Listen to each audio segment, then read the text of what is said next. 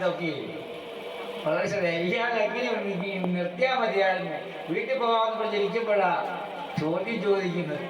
കർമ്മികളായുള്ളവർക്ക് എങ്ങനെയാണ് മോക്ഷം കിട്ടുക? നമുക്ക് വേണ്ടി ചോദിച്ചത്, നമ്മളൊക്കെ കർമ്മികളാ, നമുക്ക് മോക്ഷം കിട്ടാൻ എന്താ മാർഗം? അതാ ചോദിച്ചത്. അത് വസുദേവരെ കഥാപാത്രമാക്കിക്കൊണ്ട് ഭാഗവതത്തിലൂടെ അവതരിപ്പിച്ചതേ ഉള്ളൂ, നമുക്ക് വേണ്ടി ചോദിച്ചതാ. അതിന്റെ മറുപടിയായിട്ട് ഇവിടെ നിമി മഹാരാജാവും നവയോഗികളും തമ്മിലുള്ള സംവാദം വസുദേവർക്ക് നാരദ മഹർഷി പറഞ്ഞു കൊടുക്കും. അതിൽ ഒരു ചോദ്യം മാത്രം ഒന്ന് ചുരുക്കി പറഞ്ഞ് നമുക്ക് നിർത്താം. ഒന്നാമത്തെ ചോദ്യം, എന്താണ് ഭാഗവത ധർമ്മം? ഇതാണ് ആദ്യം ചോദിക്കുന്നത്. ഭാഗവത ധർമ്മം എന്താണെന്ന് ചോദിക്കുകയാണ് നിമി മഹാരാജാവ്. ആ ഭാഗവത ധർമ്മം എന്താണെന്നുള്ള ചോദ്യത്തിന്റെ ഉത്തരം പറയുന്നത് കവി എന്ന് പറയുന്നത് യശീശന്ന. എഴുത്തച്ഛൻ ഭാഗവതം കിളിപ്പാട്ടിൽ, നമ്മൾ ഈ വായിക്കുന്ന കിളിപ്പാട്ടില്ലേ, ഇതിനകത്ത് എഴുതി വെച്ചിട്ടുണ്ട് ഭാഗവത ധർമ്മം. അസത്തായിരിക്കുന്ന പ്രപഞ്ചം സത്യമെന്നും എടുത്തു തോന്നും ബുദ്ധി നിവൃത്തി വരുവാനായി അച്യുത പാദാംബുജോപാസന നിശ്ചല ബുദ്ധിയാ മുമ്പിൽ ചെയ്യണം നിർവത്തമാം. അവിദ്വാന്മാരായുള്ളവർ അജ്ഞാനീയങ്ങൾക്ക് അവിദ്യാനാഥം വന്നിട്ട് ആത്മാനുപരിവാനായി ഭാഗവത അധ്യയം ഭഗവാൻ അരുൾ ചെയ്തു. ഭോഗികളായ കർമ്മമാർഗം മുക്തതയാവാൻ എങ്ങനെ എന്നാൽ മനോവാക്ക് കായങ്ങൾ കൊണ്ടും അംഗികരെയും കർമ്മമൊക്കെയും നാരായണൻ പതേ സമർപ്പിച്ചുകൊള്ളണം. ദുരിതഭ്രമ വെപ്പേരും പോവാൻ അപ്പോൾ ഭയകം ബാധിതയും കർമ്മങ്ങൾ ഈശ്വരങ്കിൽ നിന്ന് വേർപെട്ടു തോന്നും.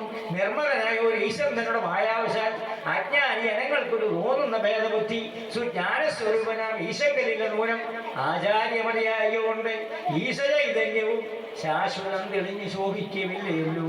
ഇതാണ് ഭാഗവത ധർമ്മം. എഴുത്തച്ഛൻ കിളിപ്പാട്ടിൽ എഴുതി വെച്ച ഭാഗവത ധർമ്മമാണ്. മനസ്സിലായില്ല എന്താണെന്ന്? മനസ്സിലായ എല്ലാവർക്കും? അതിന് ഉത്തരവില്ല. മനസ്സിലായെങ്കിലായി, ഇല്ലെങ്കിൽ ഇല്ല. മനസ്സിലായില്ല, മനസ്സിലായി എന്നാണ് പറഞ്ഞോട്ടെ. അസത്തായിരിക്കുന്ന പ്രപഞ്ചം, ഈ പ്രപഞ്ചം സത്യമല്ല, അസത്യമാണ്. അസത്തായിരിക്കുന്ന പ്രപഞ്ചം, അപ്പൊ സത്യമല്ലാത്ത ഈ പ്രപഞ്ചം സത്യമാണെന്ന് നമുക്ക് തോന്നുന്നു. ആ സത്യമാണെന്ന് തോന്നുന്ന ബുദ്ധിക്ക് പറയുന്ന പേരാണ് ആധ്യാത്മികത്തിൽ മായ. അല്ലാതെ അതിലത്തോട്ട് ബ്രഹ്മത്തിന്റെ പേരല്ല മായ. അസത്തായിരിക്കുന്ന പ്രപഞ്ചം സത്യമെന്ന് കൊടുത്തു തോന്നും ബുദ്ധി. ഇത് സത്യമാണെന്ന് തോന്നിക്കൊണ്ടിരിക്കും. ഈ പ്രപഞ്ചം സത്യമാണെങ്കിൽ ഈ പ്രപഞ്ചം ഉണ്ടായ കാലം മുതൽ ഈ പ്രപഞ്ചത്തിൽ ഉണ്ടായിരുന്ന എല്ലാം അതുപോലെ നിലനിൽക്കേണ്ടതായിരുന്നു. അങ്ങനെ സംഭവിച്ചിട്ടില്ല.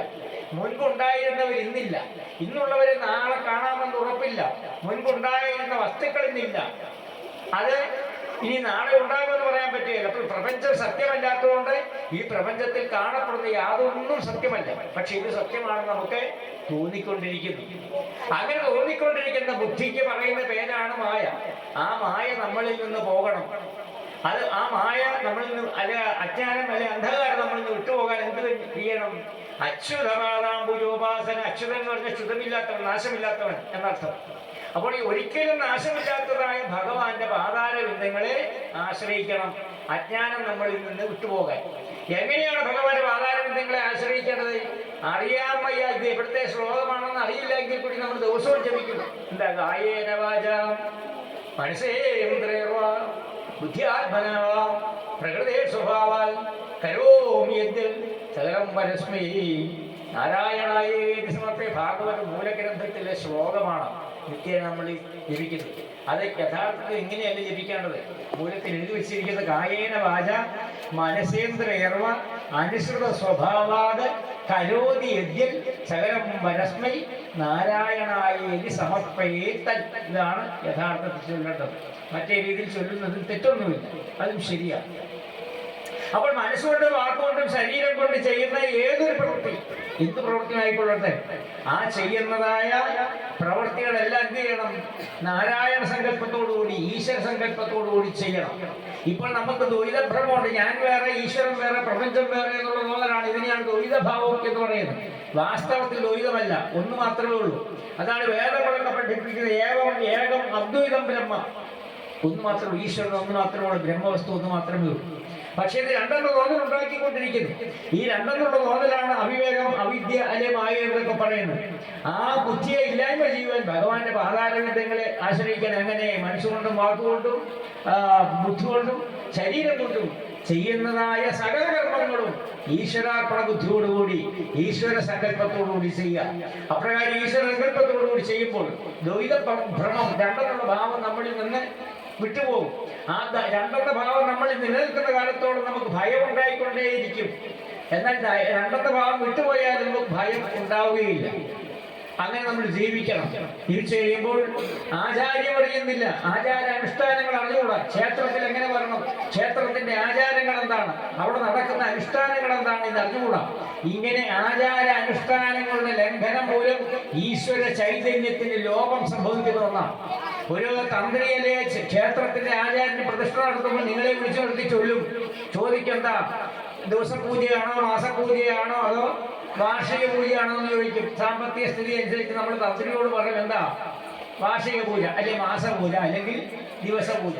അങ്ങനെ നിത്യപൂജ ചെയ്യാമെന്ന് ദേവിയോട് അഥവാ ദേവനോട് ഒരു ഉറപ്പ് കൊടുക്കുക. ഉറപ്പ് കൊടുത്തു കഴിഞ്ഞാലോ നിവേദ്യത്തിനുള്ള അളവ് അവിടെ വെച്ച് നിശ്ചയിക്കും. നിവേദ്യത്തിനുള്ള അളവ് അവിടെ വെച്ച് നിശ്ചയിക്കും.